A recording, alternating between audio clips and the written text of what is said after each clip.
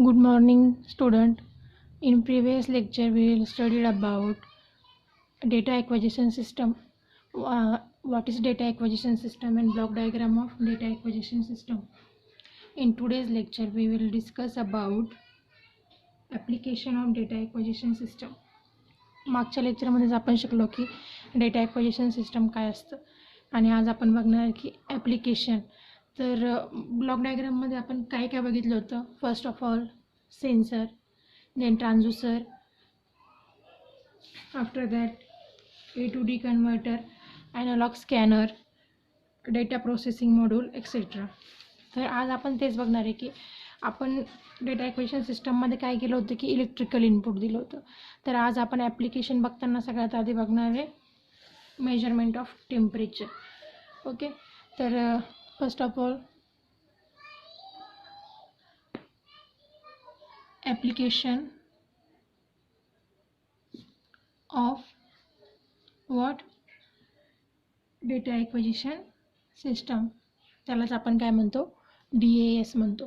ठीक आहे, तर ॲप्लिकेशन बघायचे तर सगळ्यात पहिले आपण बघणार आहे virtual instrumentation system for temperature measurement.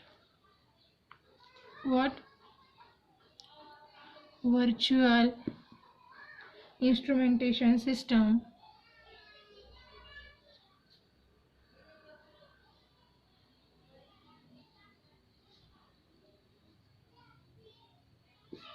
for काय temperature measurement.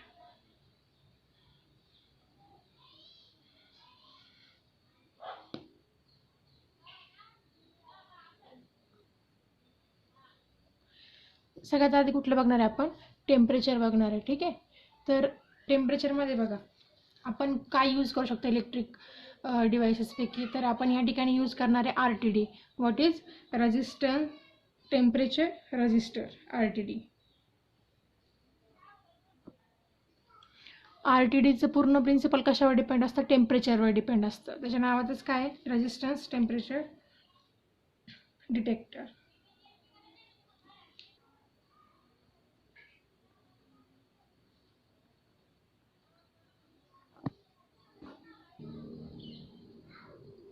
We will discuss about RTD based instrumentation system. मग यात सगळ्यात पहिले आपल्याला काय लागणार आहे RTD.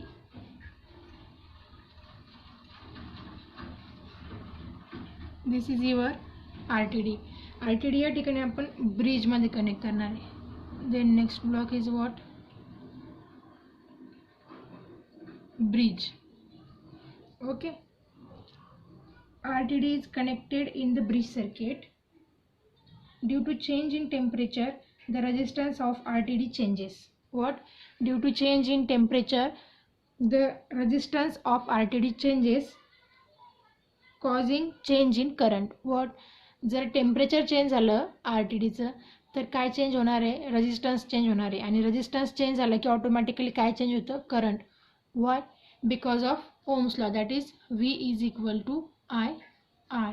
म्हणजे voltage is directly proportional to the current and resistance. Okay, temperature वाढलं की रेजिस्टन्स चेंज होईल आणि रेजिस्टन्स चेंज झाला की तुमचं करंट चेंज होईल. The bridge is imbalance and the imbalance produce voltage across the bridge terminal. Bridge कसा आहे तुमचा इम्बॅलेन्स आहे म्हणून तुमचं इथं काय होणार आहे, ब्रिजच्या अक्रॉस, ब्रिज टर्मिनलच्या अक्रॉस काय होईल, व्होल्टेज जनरेट होईल. आणि ते व्होल्टेज तुम्ही कशाला अप्लाय करणार आहे, instrumentation amplifier.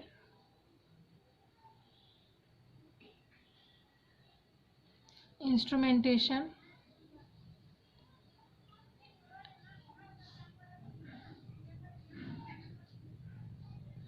That is instrumentation amplifier. आणि इन्स्ट्रुमेंटेशन ॲम्प्लिफायर काय करतो आपण, ब्रिजच्या अक्रॉस जे व्होल्टेज जनरेट होतं आहे इम्बॅलेन्स ब्रिजच्या अक्रॉस, टर्मिनलच्या अक्रॉस, ते आपण अप्लाय करतो इन्स्ट्रुमेंटेशन ॲम्प्लिफायरला. आणि it's name indicates its function. What? Amplifier. Amplifier म्हणजे काय करणार आहे, ॲम्प्लिफाय करणार आहे. आणि ते ॲम्प्लिफाय झालेलं व्होल्टेज पुन्हा आपण कशाला देतो आहे, बफरला देतो आहे.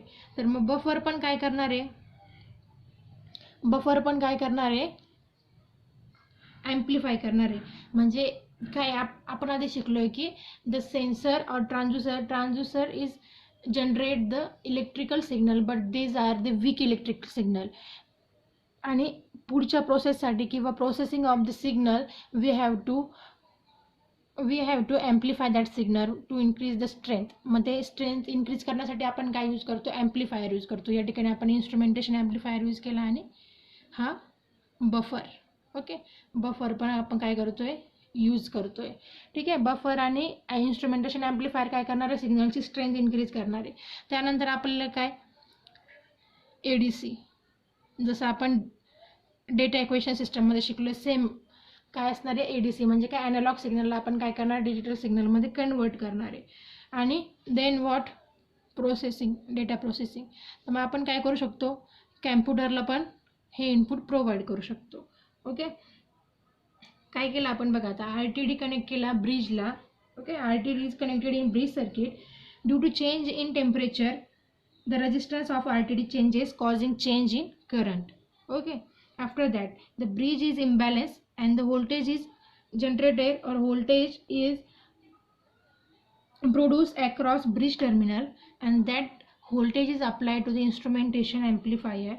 A buffer stage is added to amplify the output and then ADC is convert analog signal to digital signal.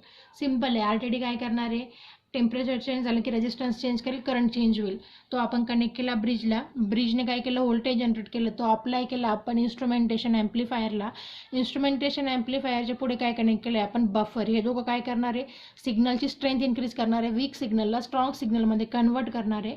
Then that strong signal is applied towards ADC काय करेल, ॲनालॉग असेल तर डिजिटलमध्ये कन्वर्जन करेल आणि त्या सिग्नलला आपण काय करणार आहे, पुढे प्रोसेस करणार आहे. ते सेव्ह करू, रेकॉर्ड करू और स्टोअर करू किंवा डिस्प्ले करू.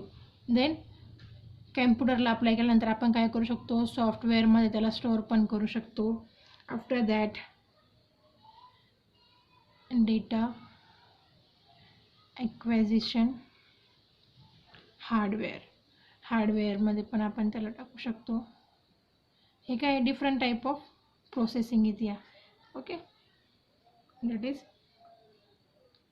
ॲनालिसिस म्हणजे काय, डिस्प्ले करून आपण ॲनालिसिस करू शकतो की सिस्टम बरोबर चालतं आहे की नाही किंवा आपल्याला डिझायर आउटपुट भेटतं आहे की नाही. हे सगळं कशामध्ये होणार आहे, तुमच्या कॅम्प्युटरमध्ये. This is nothing but the block diagram of what, RTD base instrumentation system. ही कशाची ब्लॉक डायग्राम आहे, RTD base instrumentation system. Simple आहे, RTD bridge, instrumentation amplifier, buffer, ADC आणि computer. Okay, the user can design the computer display screen using respective software, LabVIEW. कुठलेही software use करून आपण काय करू शकतो आहे, कॅम्प्युटरच्या डिस्प्लेला आपण हे सगळं काय करू शकतो, आपलं कनेक्ट करू शकतो आहे सिस्टम. किंवा आपल्याला जर डिस्प्ले करायचं असेल तर आपण CROवर पण डिस्प्ले करतो, that is cathode ray oscilloscope, ज्यावर तुम्ही बरेचसे प्रॅक्टिकल केलेले असणार. त्याच्यावर आपण काय करतो, वेव्ह फॉर्ममध्ये आउटपुट बघतो. ठीक आहे, that is cathode ray oscilloscope. The data can be continuously shown graphical in form और टॅब्युलर फॉर्म. म्हणजे आपण काय करू शकतो आहे की डेटा बघू शकतो आहे ग्राफिकल फॉर्ममध्ये किंवा टॅब्युलर फॉर्ममध्ये कंटिन्युअसली. तुम्हाला जर कंटिन्युअस आउटपुट पाहिजे तुम्ही कंटिन्युअसही बघू शकता किंवा तुम्ही आउटपुट जे आहे ते टॅब्युलर फॉर्ममध्ये किंवा डिसकंटिन्युअस फॉर्ममध्ये पण तुम्ही ते बघू शकता. ठीक आहे,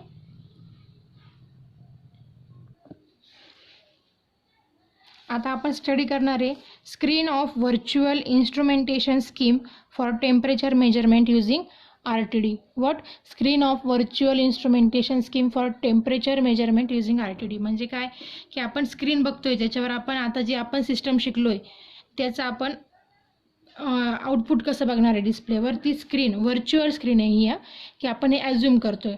ठीक आहे, तर यात सगळ्यात पहिलं बघा सिलेक्ट सेन्सर, जे आपण आधी शिकलो आहे की आपल्याला जे आउटपुट पाहिजे, जे आपलं ॲप्लिकेशन आहे त्याच्याशी रिगार्डिंग आपण सेन्सर यूज करणार. ओके, त्याच्यानंतर सेट टेम्परेचर रेंज, इथे दिसते तुम्हाला सेट टेम्परेचर रेंज. इथं ऑलरेडी तुमची टेम्परेचरची रेंज काय केली, सिलेक्ट केली, that is minimum 50 degree Celsius and highest is 80 degree Celsius. म्हणजे याच्यामध्ये तुमचे काय आली पाहिजे, टेम्परेचरची रेंज आली पाहिजे.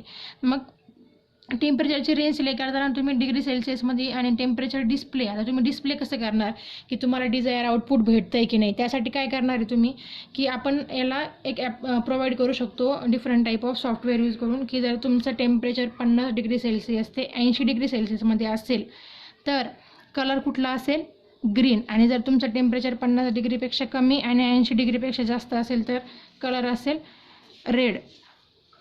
ठीक आहे. तसंच इथं तुम्ही बघताय बघा स्ट्रीप चार्टमध्ये काय दिसतं आपल्याला की कंटिन्युअस फॉर्ममध्ये आपल्याला आउटपुट भेटते. इथं एक्स ॲक्सिस आणि वाय ॲक्सिसवर बघा तुम्हाला दिसेल. एक्स ॲक्सिसवर काय केलं आहे आपण, टाईम दिला आहे. तर टाईम इथं आपण मेन्शन केला नाही, आपण डायरेक्ट हा कंटिन्युअस फॉर्ममध्ये दाखवला, दॅट इज 1 2 3 4 5 6 7 8 9 10. आणि इकडं तुमचं आहे टेम्परेचर रेंज. तर टेम्परेचर रेंज किती आपली, मिनिमम 50 डिग्री सेल्सिअस आणि मॅक्झिमम 80 डिग्री सेल्सिअस. तर स्ट्रीप चार्टमध्ये आपल्याला कंटिन्युअस आउटपुट भेटणार आहे. आणि हा खाली आहे तुमचा हिस्टोग्राममध्ये तुम्हाला जसं तुमचं ॲप्लिकेशन असणार आहे त्याच्यानुसार तुम्हाला काय भेटेल, आउटपुट भेटेल.